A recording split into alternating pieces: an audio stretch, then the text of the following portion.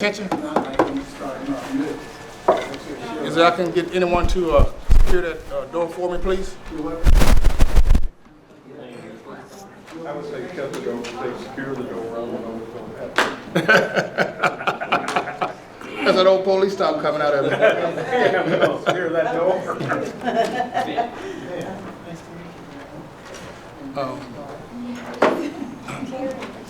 Good evening, everyone. Glad to see so many new faces here tonight. Got my good friend, Robert Johnson. Robert, he's here again. Glad to see you. Tonight on March the 20th, we're going to get started with our general meeting for SBREIA. And can I have everyone stand, please, for a prayer, and then remain standing for the pledge of allegiance. Mr. Presley, can you come and lead us in a word of prayer, please? How you doing? Father, we love you so much and just appreciate how you've intervened in our lives and brought us from a bad place to being members of your family. It's the best family in the world. We thank you for it. We don't take it for granted. We don't lean to our own understanding. Give us wisdom, give us understanding, give us insight into the true nature of things so that we know how to order our steps to accomplish that as a goal. Help us to grow in love towards one another, especially those that don't know you. We dedicate this meeting to you, your glory, your honor, your praise. It's in your Son's name, Jesus. We pray, believe, receive, and forgive. Amen. Amen. Outstanding prayer. Please remain standing for the Pledge of Allegiance. I pledge allegiance to the flag of the United States of America and to the republic for which it stands, one nation, under God, indivisible, with liberty and justice for all. All right. Now with the portion of the agenda where we will recognize any first-time visitors or attendees. If you're a first-time visitor or attendee, would you please stand and tell us a little bit about yourself? Hello everybody, my name is Ben Hyde and this is my wife Lindsay. We are, I would say we're new to this group and very happy to be here. I've learned so much already. I got to meet some cool people already. I'm by trade a fireman paramedic and she is a teacher, but we also own about 40 houses between us and my dad, and we also have a property maintenance company, and we're just here to learn and meet new people. Good. Outstanding. Welcome, Mr. Hyde. Mrs. Hyde, so glad to have you.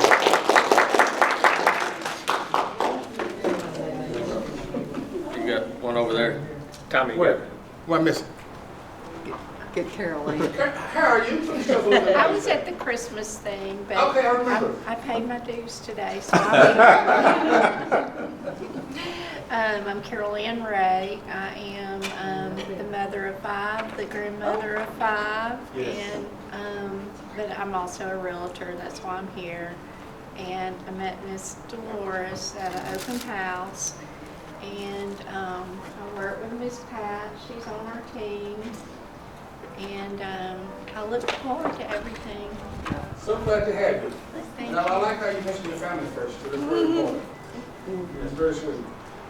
All right, our next item on the agenda is the presidential report. And briefly, I'd like to just speak briefly on the residential registry. As you guys know, if you have property within the city of Shreveport, then you're required by city ordinance to register your property through the MPC so they can keep a tab on how many actual properties that they have, rental properties, landlords and tenants, those type of things. The registration started, I want to say January 20th this year, goes all the way through December 31st of this year. So if you Google residential registry in Shreveport, there's an article from KSLA, there's a link on there that would link you directly to the MPC website. And it's just a generic form, your name and name of your company, the entity type, and how many properties do you have, contact information. We worked on this thing last year extensively, so it's no fee. When it initially started, they had some just humongous fees. Now they just want the information. The thing about it is that it puts us as a group or investors in the position of being self-reporting. So when you self-report, it puts you kind of sort of behind the 8 ball, because you really don't know what they're going to do with that data, but we're watching it. We're watching it all down the line. So that is my general report on the residential registry. Just keep in mind that if you do have properties, you got to December the 31st to register through the MPC.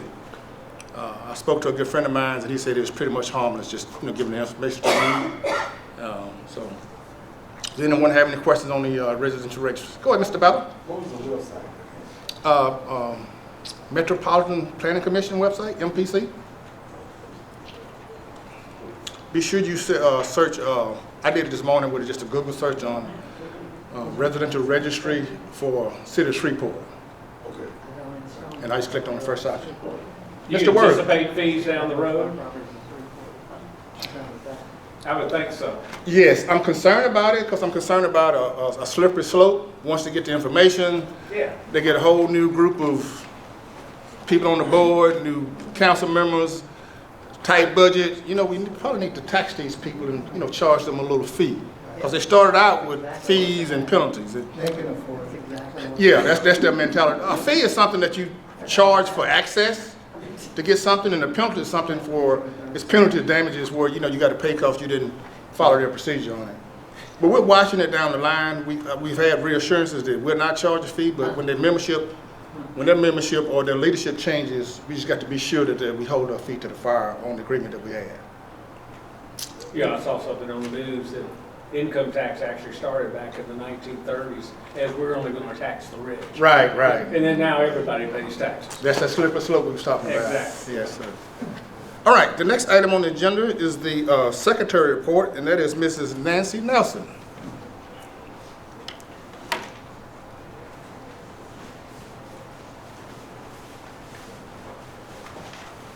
So I'll just do a quick review of the board meeting that we had on Wednesday.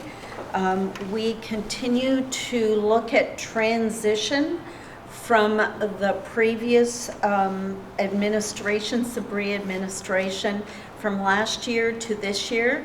And we've taken Tammy on board as our bookkeeper, and we are now considered 100% transition. So we're up to date with Secretary of State, bank accounts, credit cards are in the works, but we do have debit cards. So we have transitioned, so everything is in order going forward for the whole year. And we have systems in place so that when we need to do transition again in the future, that it'll be systematic. So that's really great. Dolores has the treasurer's report, so I won't go into that. And really, there's really not too much other than ordinary business that we discussed. We did make our bookkeeper, Tammy, who we have really appreciated coming on board, we have made her an honorary member of SBREIA.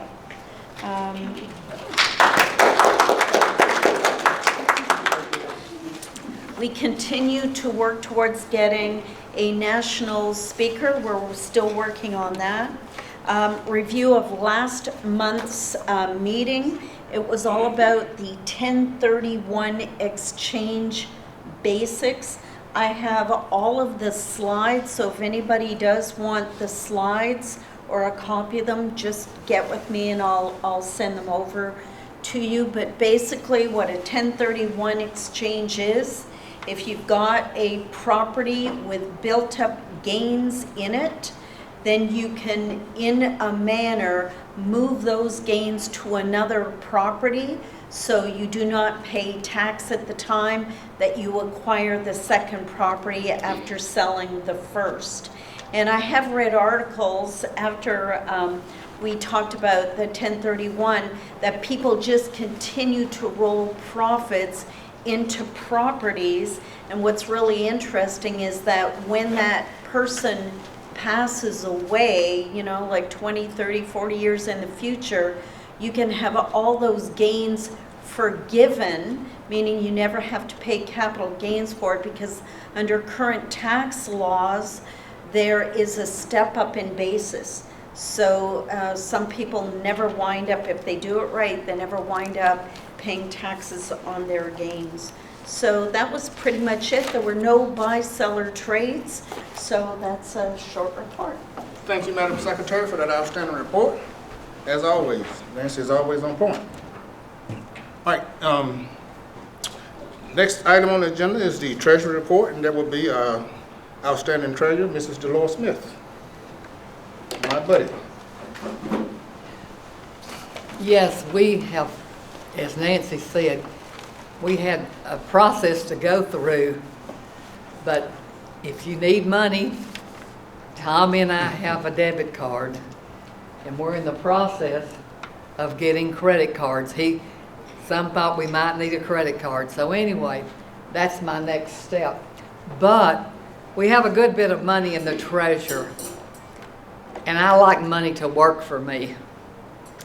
So I am going to get a CD. I kind of wanted to get 7,000 or 8,000, but I probably don't need to. We have a balance of $93.94. We having a little more expense because we pay Tammy, and she's well worth it. She keeps up with the membership. She keeps up with who's paid. She keeps up with everything. When my dear friend Vivian Goodman, probably not many of you know her, but when she was here, she said that's the most important job it is. So no matter really not what you pay them, they're worth it. So anyway, Tammy is such a blessing. She gives me a treasurer's report. She lets me know. We have 602 paid members, and she just told me that we have 50 members now, right? We have 50 paid members now. 62, you mean? Huh? 62? You said 602, 62. It's 602 is the Oh. dues she has collected. Okay. Yeah, she's collected, We yeah. have a total of 60 members. Okay. Yes. Really? Okay. That's Yeah. outstanding. We're growing. Yes, we are. And if anybody knows of a good CD rate, I'm now going to get $500 in CDs. I'm going to get 225. They said it might be better to have it like that. I'm not sure the bank will do that. I'm going to have to talk to them about it. Right. But a lot of those banks, it's on your website, it's clicking up. Like on one of mine today, 4.75 interest rate. But you had to put in 25,000. So that may be a problem whenever I go to do this, but I'll let you know about it. So anyway, I wanted it to make money. So anyway, we have our speakers lined up for about 3 or 4 months. We're looking for this national speaker. How's that coming? Anything? Yeah. I'll speak on it when Oh, you he was finish. going to speak on it. Yeah. But anyway, we have our Doug Hines, he's a house inspector tonight, and we have got Brandon Mitchell, who is a well-known, very good property manager. He's coming, supposed to come next month. But then we've got Scott Hughes, he's with the Northwest Louisiana Realtors Association. He wanted to give us an overall view of what's happening in the real estate industry. What are the trends? What's going on? Can we expect a lot of repos real soon? I've been expecting repos for 2 years. Hadn't got none. But anyway, we've got him, and then we have this national speaker, and then I have an eviction judge, Susan Waddell. You see, there's parts of Caddo Parish that do not have to go to the city court. People don't always know that. But if you live out, like I have a granddaughter, she has a place on Barlow, which is not too far from Ellaby Road, Kroger, that area. It's back over in here, kind of rural. Well, she doesn't have to go to city court. We have Susan Waddell out there. You go to that Stonewall, well, not Stonewall, but it's on Mansfield Road, that police station. That's where we go. We have court there. It's so much easier, and they won't be but 1 or 2 people, where if you go to city court, you may be there an hour or 2, which you might be there 15 minutes with Susan Waddell. So I just think that I want to let people know there are alternates You don't have to go to city court if your house is in a certain area, and we'll tell you what they are. Like Jason Hyde here probably 6 or 7 months ago, I said something about that and he said, what? So that helped him. He didn't have to go to city court, because city court can be 2 hours and it can be a problem, and you can have some problem judges. It's not a good place to go sometimes. We have to go, but it's not. But anyway, if y'all have any ideas on speakers, I've had some good ideas come to me. This one tonight came from one of our membership that wanted to hear about this. And so if y'all have anything you want to hear about, we had somebody, but I don't know who to get for this. I talked about it over there tonight, that said, what do you do when they didn't pay rent? What do you do when they owe you money? There's repairs. How do you collect? So I don't know if y'all know anybody that it's good for that. We have a collection agency. I don't know if they would be good to come. We've had them before. But I sent Jason Hyde a text about that. Hadn't heard from him, because I have a feeling he has 200 or more properties. He's not kin to this Hyde, but he's not. Jason's older than you. But I know that he struggles with that, and I just think we all do. We all do. But anybody have any questions or anything that I can answer? Appreciate you all here. Yes. You mentioned the bank that was paying 4.75. Tell me what he said. He wanted to know the bank that you spoke of there earlier that said that would pay 4.75. That was Cadence. Cadence. It used to be Ouachita, then it went to Bancorp South, and now it's Cadence. I've been with it that many years. But it was a 9-month CD. They're doing shorter CDs. Used to, you couldn't get anything but 1 year. And you got $10,000 CDs. I mean, that's when we got 18% interest rate. That was really good. But things have changed, so you'll have to check on all that. But if anybody hears of anything better, we may have problems getting this when we're breaking it down in that 2,500 if we're going to do that. But anyway, we're good with our money, and I'm the treasurer. Yes. Thank you, ma'am. Thank you, Mr. Lois. Thank you, Lois, for that outstanding report. And I want to confess to everybody that Dolores has been pretty much good counsel and guidance when I first came into SBREIA, and also just give me some tips on how to buy and acquire properties. So she's top of my buddy list. And if I can find my little agenda, maybe. I think it's coming down to the point to where the Vice President, which is Marcus Persley, to speak on a national speaker. And Marcus, can you come up and speak on the what we're looking at for Jay Massey, please? Sure. I'll be real quick, because I kind of played phone tag today, but Jay Massey is a short-term rental expert. He specializes in short-term rentals that he does not own. He subleases them from owners. Well, I spoke with one of his people last week, and they called me back today, but I missed them. It's just phone tag. But anyway, they're trying to get enough people that would be interested in a session. It's $97, which is a discounted price from the normal price that they charge, to see if he could do a Zoom where he could come speak to the group on the short-term rental business, the state of short-term rentals, how to get started before he does his mastermind. So he's trying to see if we can get enough interest in that for our membership who are interested in it, to really to make it worth his time. He used to do, just a little caveat to that, Jay Massey was brought to my attention about maybe 2 years ago. I hopped in on a call where he helped this guy who couldn't close this deal in Missouri. And he told everybody on the call, be quiet, I'm gonna help him. Jay helped this guy with little money out of pocket, close on a $500,000 property. And the guy had never closed on anything before. And every objection that seller had to selling that property to that guy for little to low money out of pocket, really the money out of pocket was just the assignment fee. It was like $250.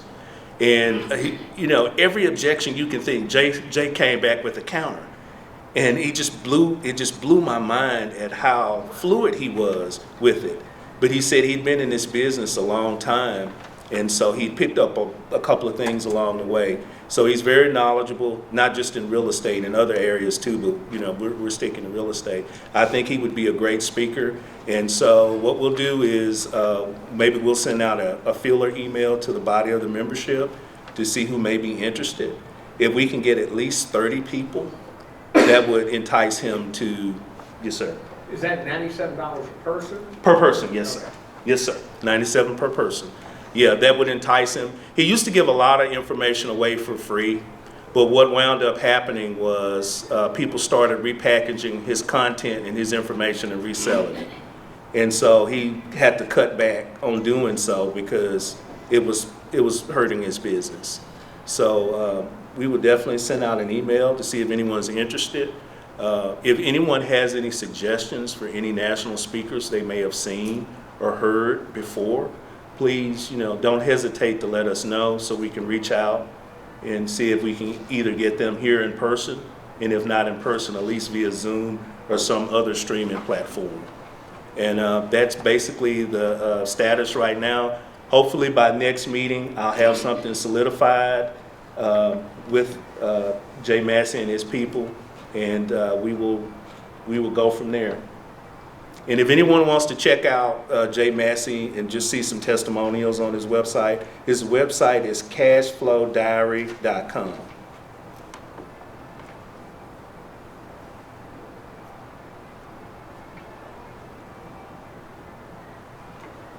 All right. Thank you. Yes, ma'am. Marcus, when you send out the email, could you tell us in the email how much of Jay Massey's time will that $97 each pay for? Is that an hour? Is that 5 hours? Okay, yeah, I will. Once I can kind of solidify for sure in writing from them that typically it would probably be about a 2-hour session, 2-hour give or take. If it runs a little over, that's fine, because he likes to talk. So he's like a faucet, and once he starts talking, it flows. But I will definitely do so. Are there any questions? Yes, ma'am. What will he cover now? Well, he will cover various aspects of the short-term rental business.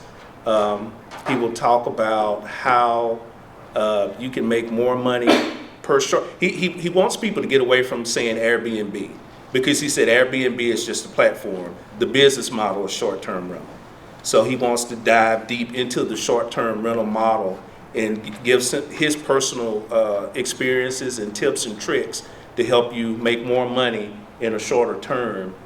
And for more services, say cleaning services that you're charging your short-term renters, how to properly structure those, how to go get bulk deals on certain materials to keep your property up to par, and things of that nature.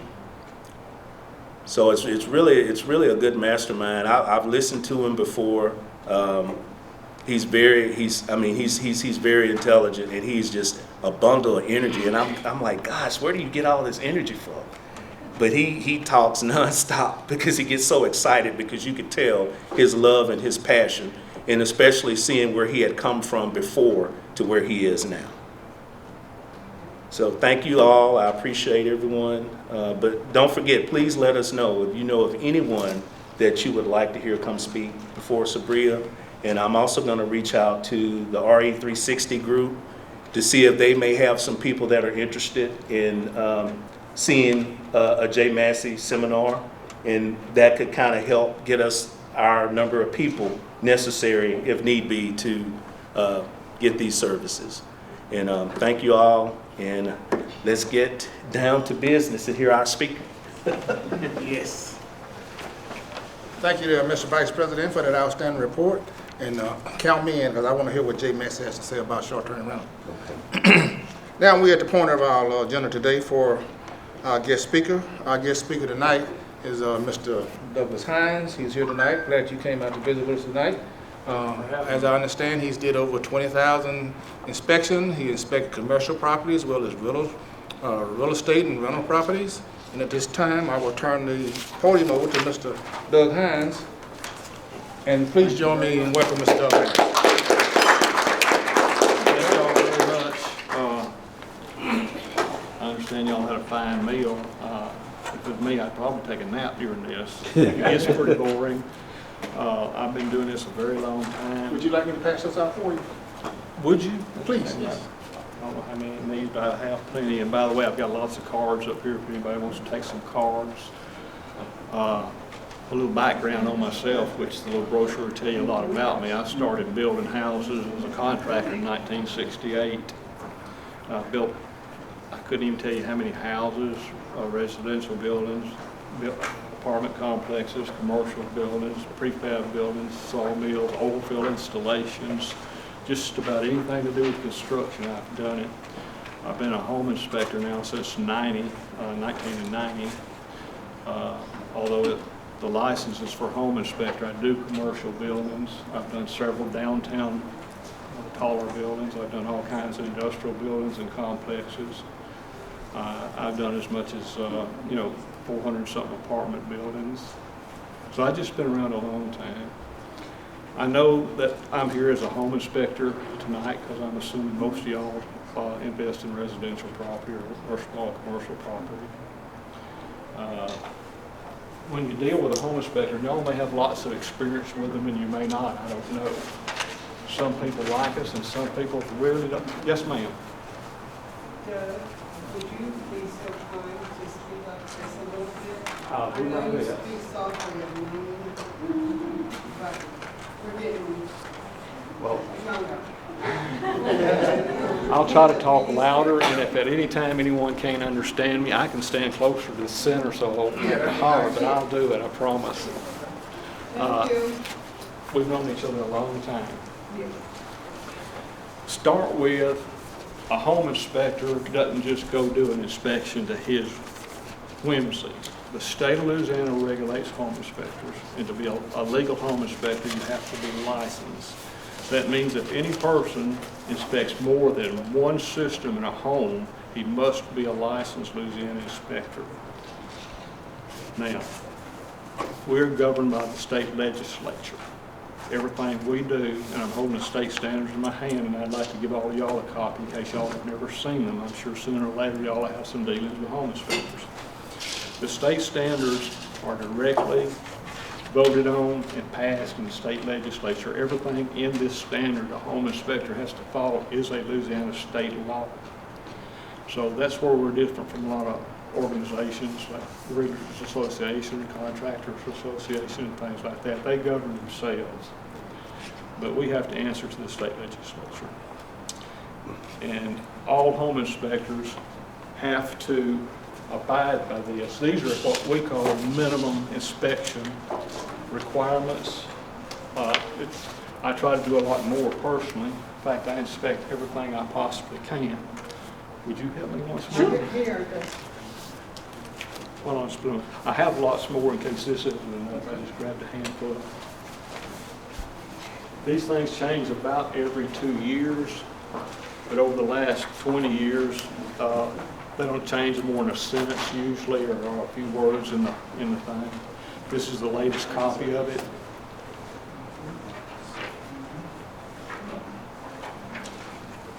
Home inspectors also are required to have what they call a pre-purchase inspection contract, which is basically, it tells everyone what we're supposed to do and how we're going to do it and the fees and things like that. There is a state contract, although a home inspector don't have to use that as long as his contract contains all the material that the state requires to be in that contract.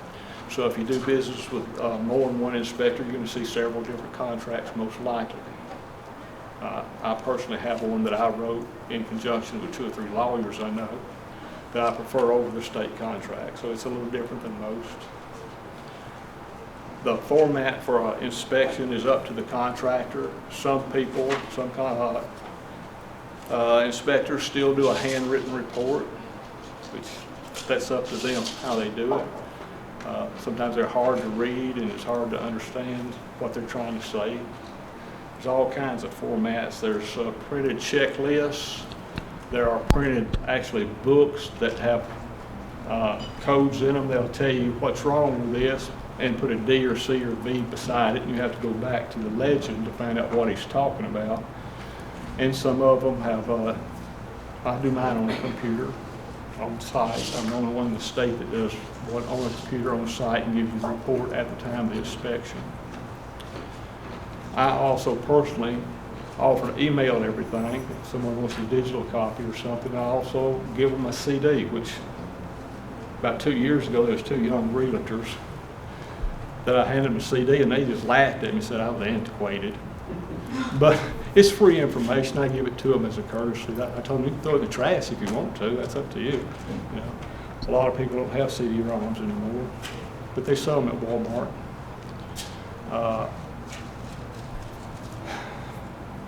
The fees, there's no set fee. It's not like a 6% realtor's fee, or, you know, there's a kind of a set thing on appraisers. It's not official, but, you know, they all charge the same price, but a home inspector can charge anything they want to. There's no limitations to it. I've been doing this a long time. In fact, the fee I charge today is the same fee I was charging in 2005. Wow. A lot of the newer inspectors think they're worth a lot more than that. Again, if they want to do that, that's fine. I make a good living charging no more than I do.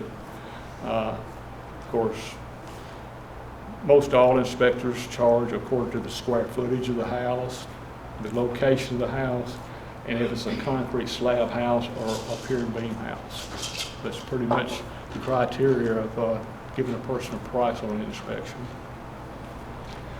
My inspection started at $290, and that's for a slab home under 1,500 feet. If it's a pier and beam home, it's $45 more. A lot of people charge $125 to crawl under a pier and beam. You know, everybody can do what they want to do, of course. I don't know how much dealings y'all have with home inspectors. Some of them's been out there for a long time. I think I'm the oldest one in this part of the state, at least. There's a lot of young ones. To be a home inspector, all you have to do is go to class for 90 hours and go to an infill, with an infill trainer, I think 5 houses, and do inspections with him, and then kind of check out what you're doing. Have to pass the state test, the federal test, and get your license and insurance. Used to be a lot of part-time home inspectors, but home inspectors' insurance is really expensive. Person right out of school being a home inspector, his insurance could be as high as $5,000 to $5,500. And after 20 years or so, you get that down on $2,000 maybe with a good record. So it's not something that a lot of people will jump into part-time. Other than that, you just have to go back to school 20 hours a year to maintain your license and renew your license every year. Some inspectors really nitpick things. In other words, a lot of them want to show you how smart they are, and a lot of them just want to be fair and be sure the person buying the house is going to end up in a money pit. That's more or less my attitude. But on the other hand, a lot of inspectors take that standard as an absolute inspection, and they don't have to do any more than that, which is a mistake. That'll get you in trouble. I go to a house, I don't put any limits on it other than what I can possibly do. If it's there, I'm going to inspect it, and it keeps me straight and my client to understand what I'm going to do, and it all works out good.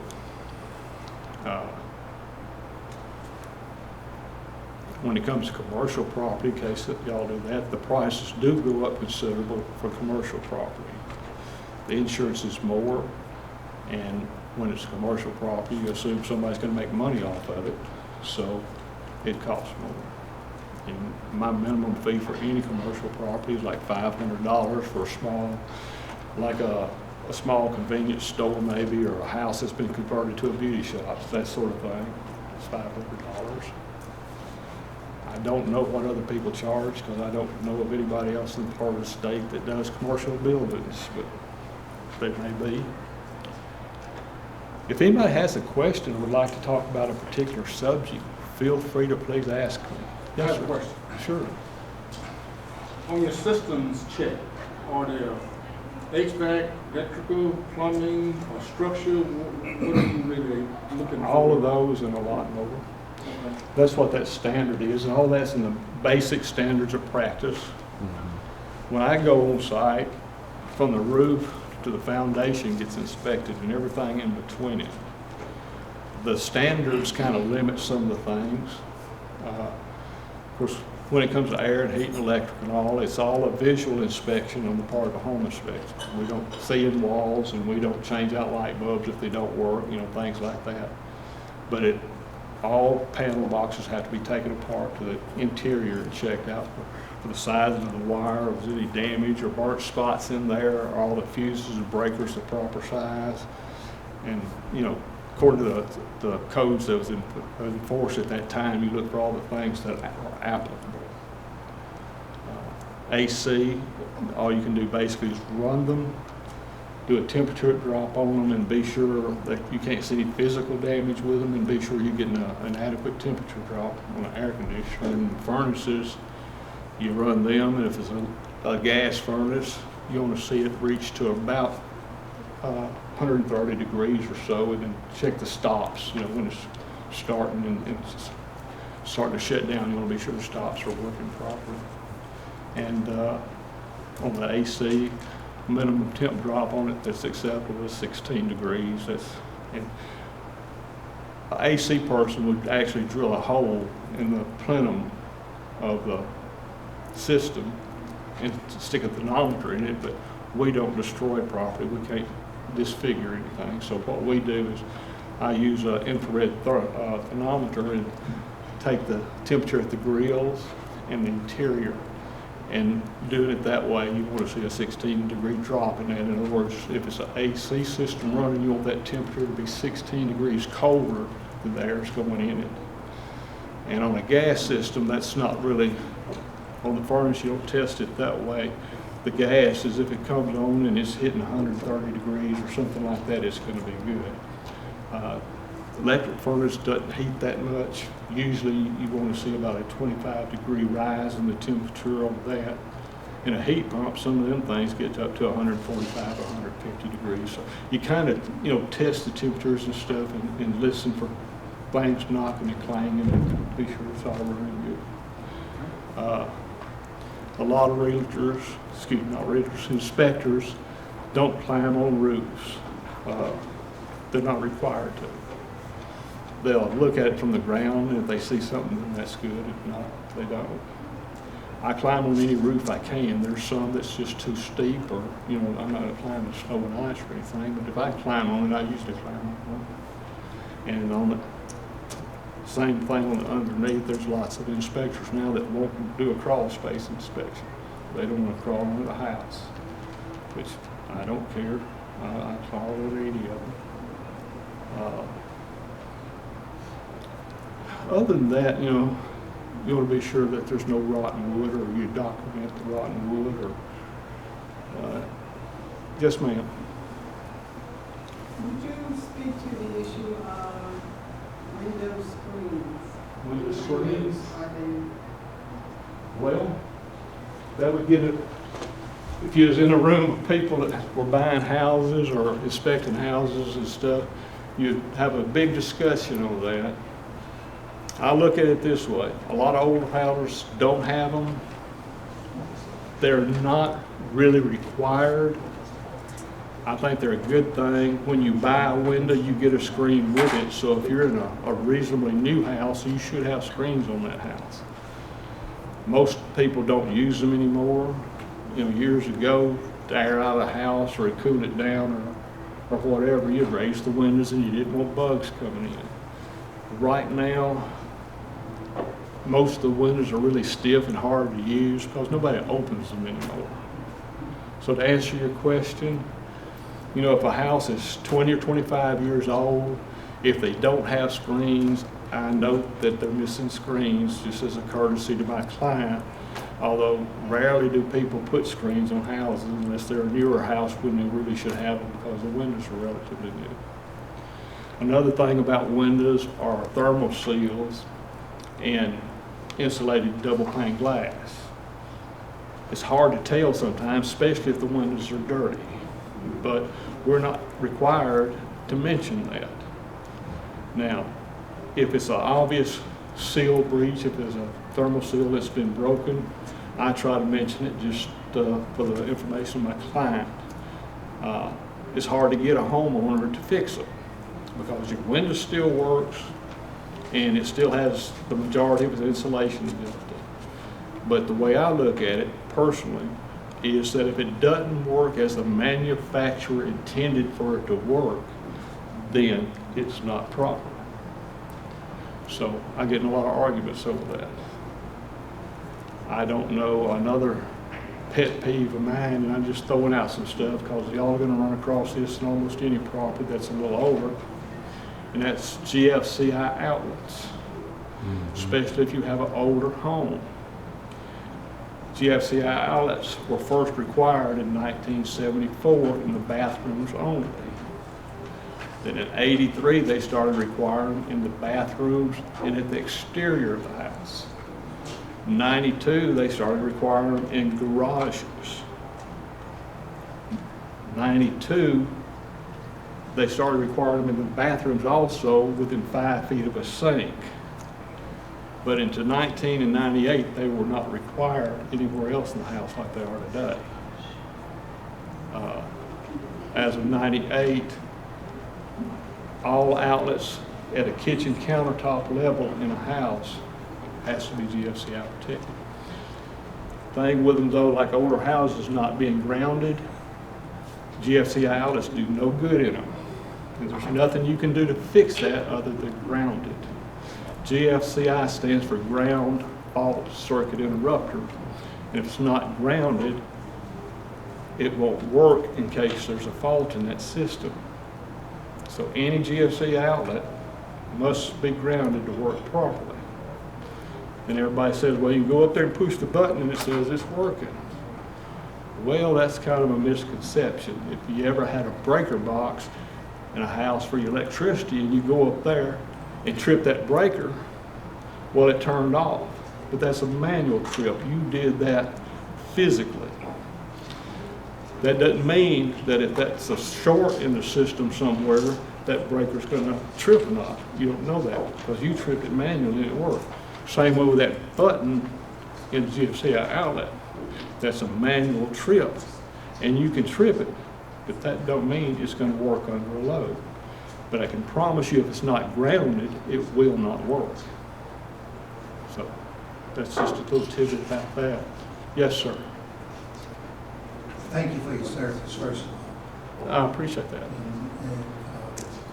When the water heater's in the garage, in a closet, and it doesn't have a pan on it, and it's also not 2 feet off the floor, what's the guidance? First thing, it never has to be 2 foot off the floor. It's 18 inches from the fire to the lowest point in that garage. Now, a lot of city people that do inspections for the city, code inspectors don't like because I argue with them a lot.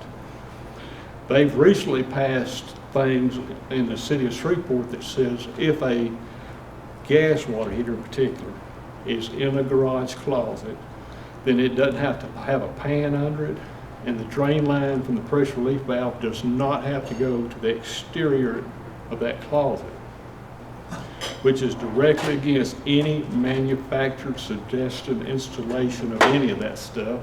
And manufacturer suggested installation supersedes any code, national or local. So if the manufacturer says this water heater should have a pan under it, if it leaks, you should have a pan under it if it's in a location that if it leaks, it can do damage. Well, if it leaks in a garage and the walls are sheetrock and it's got wood trim around it, then it can do damage. You should have a pan under it, in my opinion. Now, on the TPR valve, right now, a TPR valve can only terminate in 2 places. The most common place, and the one that's really the safest, it has to extend to the exterior of the house, turn down within 2 feet of the ground. And the pipe should be the same size as the opening in the TPR valve to start with. That's the tank pressure relief valve. But you see them choke down to 1/2 inch or 3/8 inch or whatever. In other place, it can go into the recessed part of the garage. In other words, where the garages are dipped down 3.5 inches where you park the car, that drain line can come out and turn down into the recessed area of a garage. Only 2 places it's legal to do that, but you find them going every which way. And on the 18 inches, that's for a gas water heater only. And the rule says, if you have a gas water heater installed in a location, in a garage, or an adjoining area that is not weather blocked, there can't be any transfer between the garage or into that closet, then it must be 18 inches or higher off the floor. And that's because gas and stuff, by the time the fumes get 18 inches high, they claim they've been dispersed enough and dissipated to the point they won't flash or burn. So 18 inches, gas water heater in the garage area or adjoining areas. So what's the guideline for gas water heater in the attics? In the attic, it's still required to have a TPR valve drain line to the outside and down to within 2 feet of the ground. In the attic, it's required to have a drain pan. And of course, if it's gas, it has to be properly fitted. That's pretty much it, as long as you follow the plumbing, have your plumbing like it should be. I hope I answered your questions. Do you have another one? I do. I like him. I like questions. I've often thought about, in order to skin the cat on the front side, let me hire my own inspection before I put my house on the market to see what kinds of things I need to address that I can perhaps short circuit after the fact. Do you consider that to be a wise thing to do or a waste of money? I do, and I do a lot of what they call pre-purchase or pre-sales agreement type inspections, which is a home inspection for the seller. Right. I try to put a list in my little brochure of the type things I do, but I don't call any of them. But that is a part of the industry, is a pre-sales inspection, and it's a good thing. You said it was a good thing? It is, because there's a lot, y'all are knowledgeable, y'all have experience in houses, and you know what to look for, most of them, if you've been in it very long. But there's a lot of people that don't, and if you own a house and you're trying to sell it, you want it to present the best appearance it can and be in the best shape you can afford for it to be in. But I talk to people every day that don't have a clue that that back corner of the fascia is rotted out, or if there's a vent in the attic that's detached or touching a flammable material. A lot of them don't know their water heater's dripping. So there's a lot of things that the average homeowner wouldn't know or think about that you wouldn't want the inspector to report on because it makes your house look crappy. So a lot of people do that now. Yes, ma'am. Obviously, you're a very ethical home inspector. And there's I try hard. I bet there's a few out there who are not ethical. What is the homeowner purchaser? What is their recourse if they hire an inspector and the inspector does not do a good job? Well, that's kind of like a little bit of not doing it or just total gross negligence. Now, as far as recourse, if you're a seller and you want him to do a pre-purchase inspection, no inspector, and as good as I think I am, I'm not as good as I think I am. No inspector is going to find everything wrong with the house. It's just not gonna happen. There's too many hundreds and hundreds of components to a house, and a lot of them you can't see. But to answer your direct question, if the inspector missed something that should have been obvious to another person or another inspector, or he misrepresented it, maybe he was in a hurry and he didn't note some rotten wood, or maybe there's some wires in the panel that look like they're burned a little bit, but you know, they weren't arcing or nothing, so he didn't report it. Things like that are kind of minor, and the question that a lawyer is going to ask is, what did that cost you? Why do you need to be reimbursed for some expense or something? And unless you can show that even though there's some damage there, is it cost you money? Is it going to cost you to sell the house? You know, there's lots of questions a lawyer's going to ask that a person would. Now, the recourse in my case is twofold. I can't speak for all inspectors. They do what they want to do. I have a standing guarantee that if somebody don't like my work, or if I miss some little something they want it fixed, I will give them 2 times my fee back.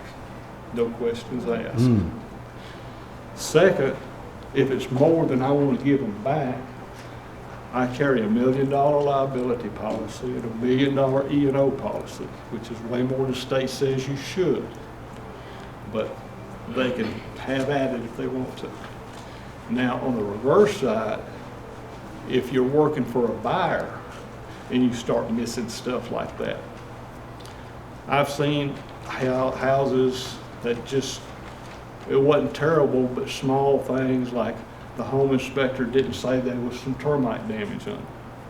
Didn't matter that it had been treated. Didn't matter to a lawyer that there were no termites present. But he didn't say that house had termite damage under it.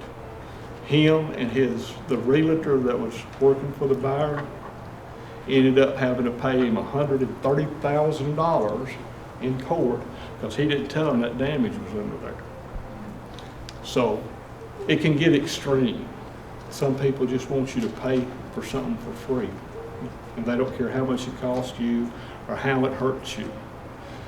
But in general, yes, ma'am. How do you address cloth tube wiring and knob and tube wiring? Knob and tube wiring, What was the question? What was the question?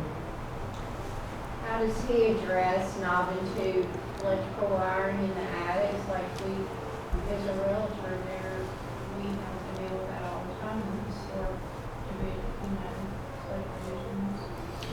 according to the state of Louisiana, an inspector has to inspect and describe all types of wiring in a house.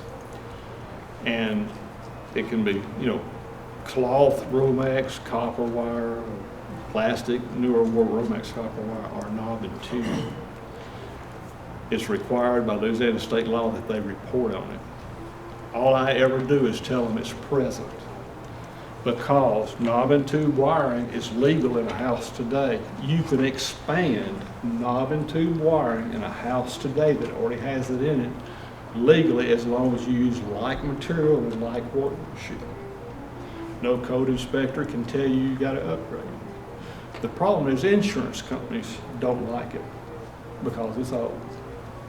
In my mind, knob and tube wiring is a lot better than we had today. They use bigger wire and they soldered every joint. But to answer your question, some people like to raise alarms and they'll say, well, you got knob and tube wiring, you ain't gonna be able to finance this house. Lending institutions and insurance people don't like it. You're gonna have to rewire your house.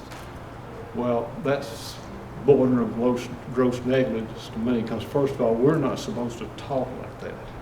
Our job is to gather information and relay it to our clients. One of the biggest complaints about knob and tube wiring is you're not supposed to insulate over it, because it's got insulation on it, but some of it wasn't insulated, so they don't want you piling a whole lot of fiberglass insulation and stuff on it. So I have never, trying to get back to your question, I got kind of in left field. I have never had anybody call me back from insurance or a lending institution, buyer or seller, with a problem they had because I told them it had not to burn. But I didn't tell them you can't use it. I didn't tell them that it was illegal to use. I didn't tell them could be a problem with the insurance company or something. It's a possibility, but that's not my job to worry them over. They'll find out later if it is. Yes, sir. In the event I did hire an inspector to do my property pre-sale, I have the report. And then we go on with the sale. And the new inspector for the buyer comes, and we have some lack of agreement in some areas. Will you come and defend or present your position as to why, in conjunction with or as a response to the second inspection? It has to do with specific situations. If he says that I didn't say, let's just say there's a cracked window or something, I'm going to go back and he's going to show me if it's a cracked window or not. If I missed it, I'll pay for it out of my pocket. Okay, so I understand that to say you're going to stand behind your inspection no matter what Yes, sir. the response is going to be from the buyer's inspector. Well, it's going to have to be obvious that I did something wrong, and I'll make up for what I did. But, if he goes out there and he says, this paint's a little off color here. Right. Well, I'm not going to deal with him. He's nuts. Right. There's a situation, if it's a pier and beam house and he goes under there and there's a pipe dripping or something, if I inspect it and I said I didn't see it, I'll take care of that. Right. It's a lot easier to spend a few $100s to correct a small mistake before it gets really big, because they can get blown out of hand. For sure. So I kind of, if somebody says that something's not right, or if they want their money back for a reason, I don't even ask them why. Mm-hmm. I'll either make it right or give them their money back. Understood. Thank you. Yes, sir. Yes, sir. Could you walk us through your checklist and whatever you look for inspecting underneath a pier beam house? A lot of the houses there's 80+ years old. Oh, yes, I'm aware of that. Everybody does it different. There's people out there, and especially a lady one, that uses a little robot car thing to look under there. Some of them use binoculars. Some of them use anything you can imagine other than trying to crawl under it sometimes. The way I do it is this, and I assess every house differently. First of all, I don't have to crawl under that house according to Louisiana state legislation. I just have to give you a reason why I didn't do it if I don't go under there. If I have access to it. Legal access to a house is 18 inches or more space between the beam and the soil. It has to have a 20 by 24 access at least at one point. I like it when they're a lot more than that, but this is the minimum requirements. And the ventilation is required to have a foot of ventilation for every 600 feet of crawl space, which most all of them have that just in cracks. But once I see where I've got to go under it, everything, I suit up to go under it, and I go anywhere I can and feel safe. A lot of times you get under there and there's low beams and stuff. Even though 18 inches is minimum, I'm about 13 or 14 inches thick, unfortunately. So if I can't get under it and feel comfortable, if I get under there's a snake or something going on, gets me excited and I have to get out in a hurry, if I don't think I can come back out that way in case of an emergency, I'm not going in there. I'll use my flashlight, and I spend a lot of money on lights because I want to see places without having to crawl over there to see them if I can. So my only limitations is if there's a lot of water under there, if there's wires hanging in that water, if it's a lot of debris like glass and old boards with nails in it, or headroom. That's the only limitations I have. And I can tell you, nobody can do 100% inspection on a crawl space or attics. There's just so many small areas in between the rafters and the seals and the joists and the first one plays another. You just can't see it all. So I just do the best I can. And 21,000 inspections, I don't know how many of them are pier and beam, but a huge part have been pier and beam. I've had 2 people complain about it. Keep that in mind when I tell you the average home inspector in Louisiana gets sued every 1,400 inspections. So people are out for your money out there. But I've had nobody's ever complained about it except 2 people in 21,000 inspections. A lot of inspectors won't walk on a roof. You know, I don't know why. If it's safe, they wouldn't. We're not required to walk on roofs. We just have to say why we didn't walk on a roof. And some of them say, I didn't want to. So that's not a good explanation, but you hear that. I walk on any roof I feel safe on. If the weather is right, and if it's not a real old roof, I'll walk on an 8 and 10, or sometimes 8 and 12, 10 and 12, as long as it's in good shape. You can't walk on an old roof like that though, because the granules, rock granules on that roof are loose, and it don't take but a few of them under your shoe to act like ball bearings, and you kind of roll off the roof. So you got to look at a lot of things, but if I can walk on it and feel safe, and it's not like this, I'll try to walk on it. But other than that, I look at them through my binoculars. Fortunately, the steeper the roof is, the better you can see it from the ground. So it works out good that way. We've got some inspectors that fly drones and I guess a little bit of everything.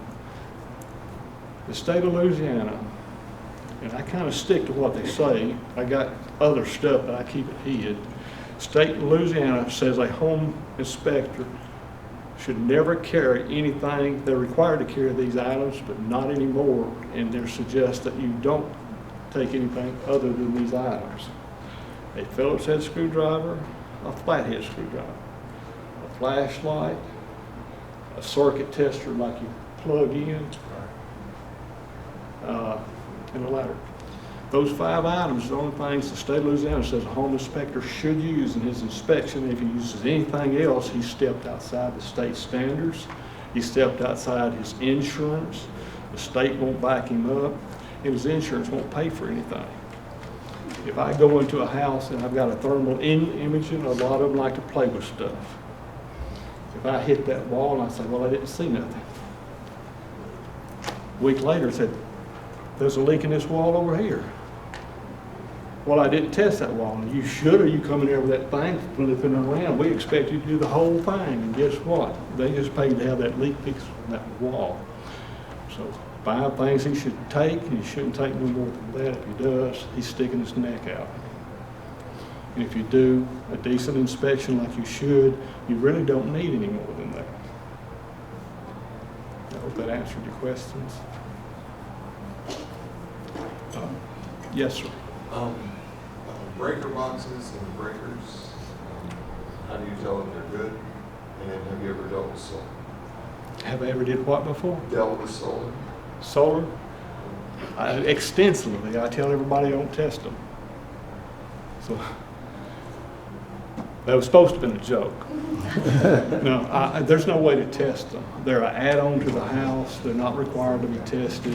You can't tell if they're good or bad. I mean, unless you have the equipment to test them, really.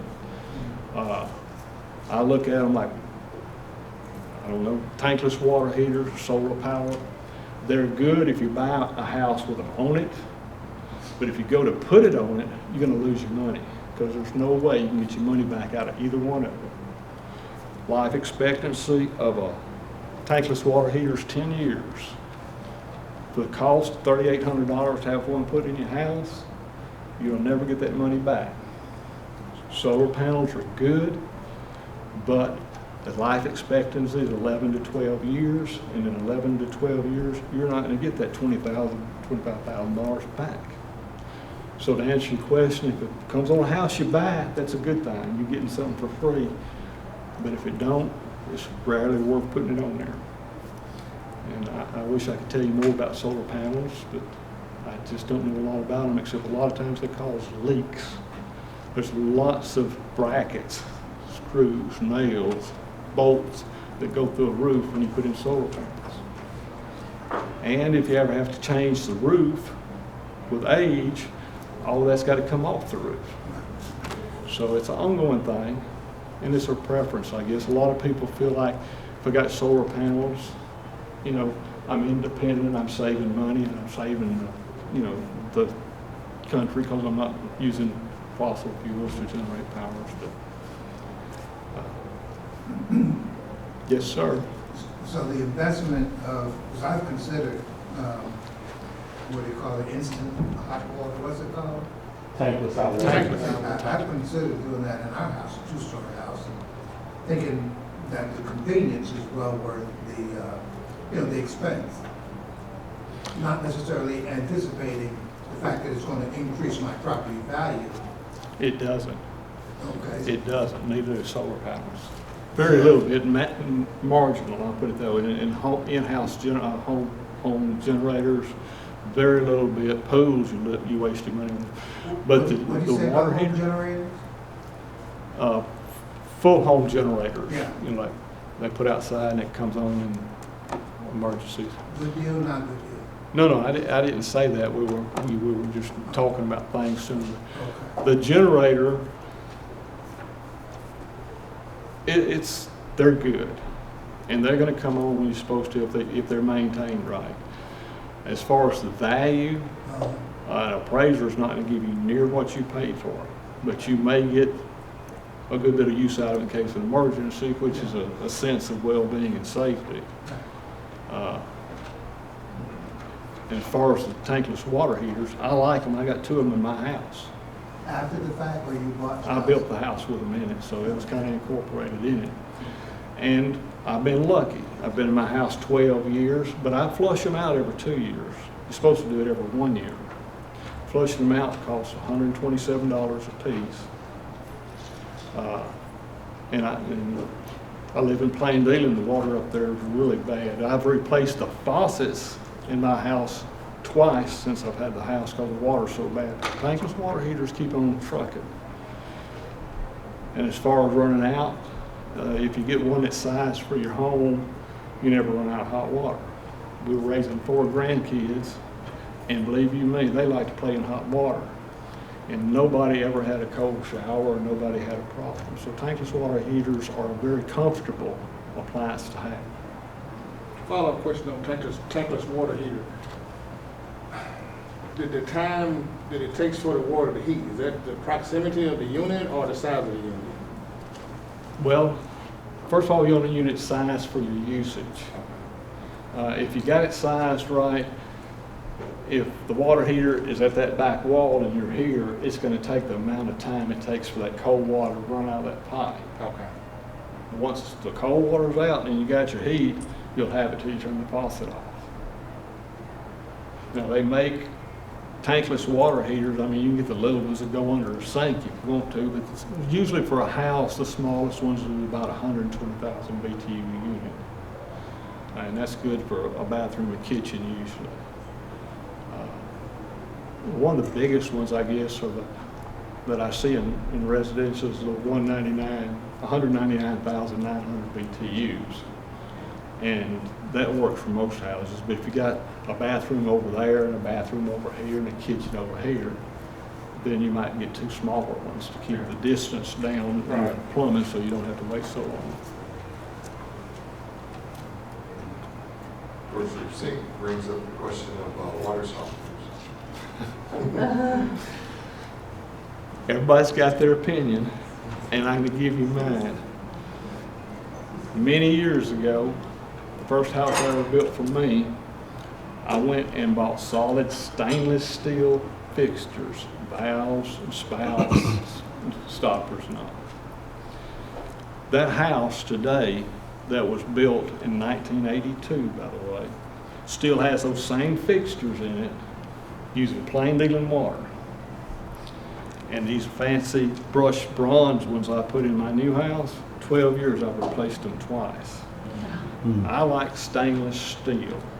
It always looks clean and it doesn't corrode.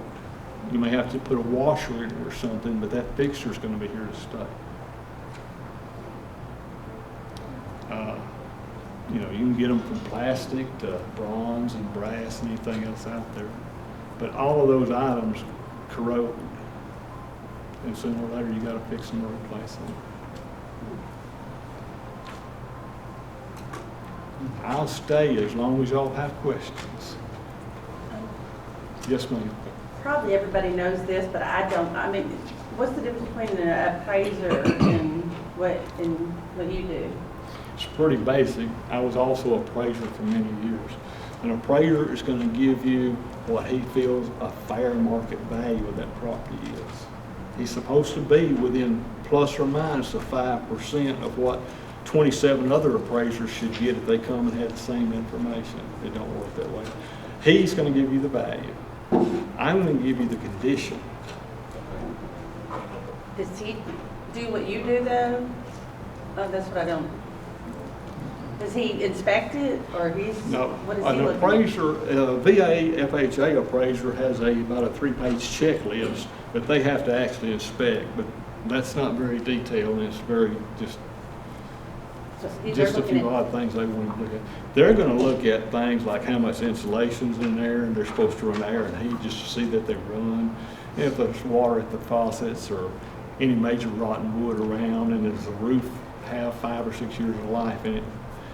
And other than a few odd things, that's the gist of basically what he's going to look at. But only in a VA FHA situation. A standard appraiser's not going to look at that in particular. The only thing that he's going to look at is if it's a government-backed loan of any kind, they're not going to want any rotten wood around that building. Other than that, they're just going to measure it, get a general condition of it, and figure out how many square feet you got and give you a reasonable cost of it, an approximate cost of it. And a home inspector like myself, I'm not going to give you a cost, and we're not going to talk about price or anything like that, because that's not my job anymore. But I'm going to give you the condition of it, so you know what's wrong with the house, so you make up your mind, or at least you'll have the knowledge to make up your mind whether you want to go through with it, or if you want to fix some of it, or if you want to insist on them fixing it. You know, it's your chance to negotiate with my information I can give you. Yes, sir. From the time that you get out of your truck to the time that you finish your report and you drive off, 'cause you said you do your report on scene. I do it on site. So how long, you, an experienced home inspector, how long does the average inspection take? Let's just say on a 3-bed, 2-bath, here-me house. I'm 73 years old. 20 years ago, I could do 6 of them a day with no problem. I did for many years, 4, 5, 6. A house back then would take me about 2 hours unless it was over 2,800 feet. Then it would get longer. Today, a pier and beam house, it doesn't matter what size, I can allow myself 3.5 hours for the smallest one, and it can go 7 or 8 hours. I'm more methodical now, and I'm slower, but I think I do a better job because I am slower. A lot of young ones, I'm calling that under 40ers young ones to me, they can spend 2 hours there, and it would take me 2 hours to write it up, not because I'm a slow typer, but I'm going to do it all while I'm there. And they're going to come out and take notes, and they're going to run off and take notes in 4 or 5 other houses. Then they're going to go home and try to read their notes. Now, I have trouble reading my notes, so I know how that goes. And they're going to try to formulate a reasonable report. And that's fine, that's the way they want to do it, but they're going to forget things. They're not going to have notes about things. They're not going to be able to read some of those notes. A lot of them nowadays take pictures, but a lot of them don't. I take lots of pictures myself. But it's hard to take a note and 12 hours later try to write up a report. And that's why I choose to do it on site. Because if I'm doing something and my picture didn't take, or if I have to take a picture, can't read my note, or I can read my note but I don't know what the hell I meant, you know, I can get up and go look at it. So everybody, again, you know, home inspectors are a group of people. As long as we follow the state law, we can do pretty much any way we want to. So I just choose to do it the way I do it, because over all these years and thousands of inspections, it's just worked out really good. Yes, sir. My last question about I know. water heaters. Okay. Should I flush my standard water heater, electric or gas? How often? That's a tough one. The manufacturers tell you how often you need to do a tankless water heater. But when it comes to a gas or electric one, it has a lot to do with how much you use it, what the temperature's set on, and what kind of water you have. Some people can run them 25 or 30 years and they rust out and fall on the floor and they never have to flush them out. You know, if you got bad water or water's got a lot of sand or calcium in it, calcium will fill up. Well, I seen the water heater, this much space in the top of it, the rest of it be solid calcium. So calcium is really bad in a lot of areas. If you're in an area where you know you have a problem, I flush it out, you know, every 4 or 5 years just to be safe.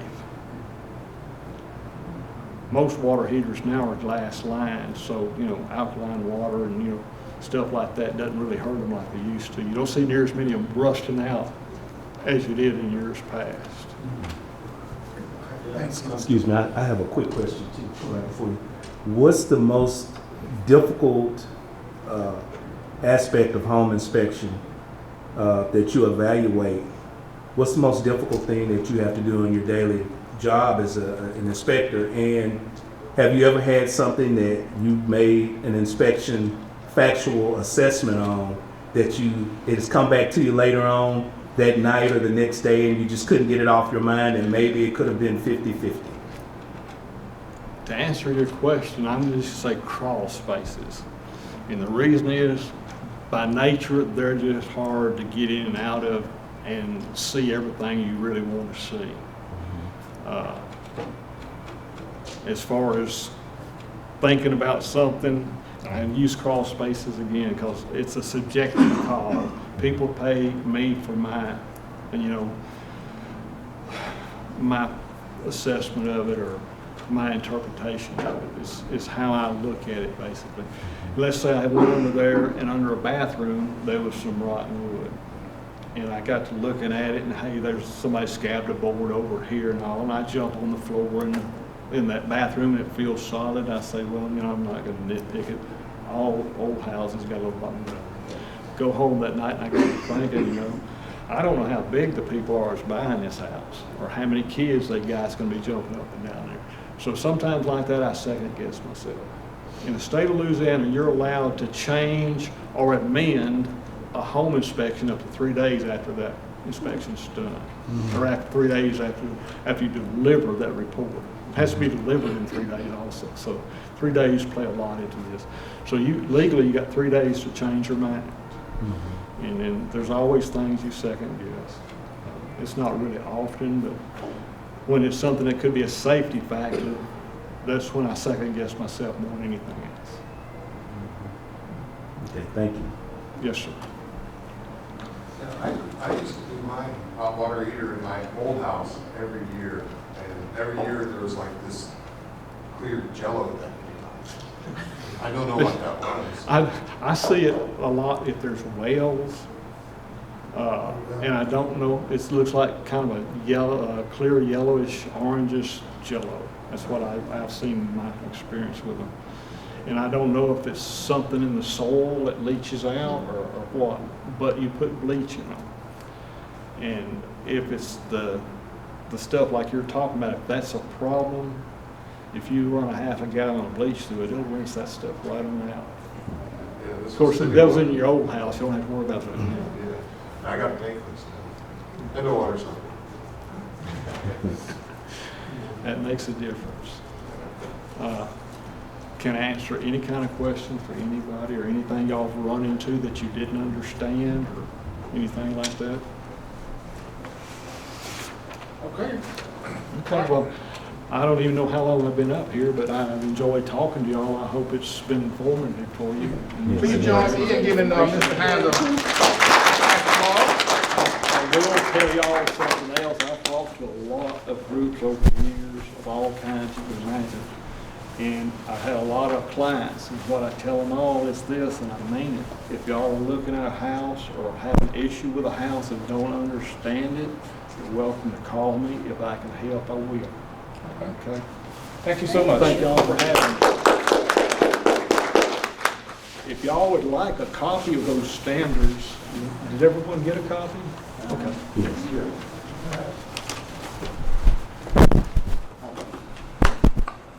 All right, guys, it's pretty much just about the end of our agenda today. Just a few little announcements. It appears that our next meeting will be April of next month, and it appears that our speaker will be Brandon Mitchell. The treasurer has spoken about him. He is a good friend of mine. He really worked on the MPC as well as the residential registry as well. Very well spoken. So we look forward to him at our next month meeting. Does anyone have anything else before we go to adjournment? Okay. If there's nothing else, then we will stand at adjournment. Thanks to everybody for coming out. Thank you.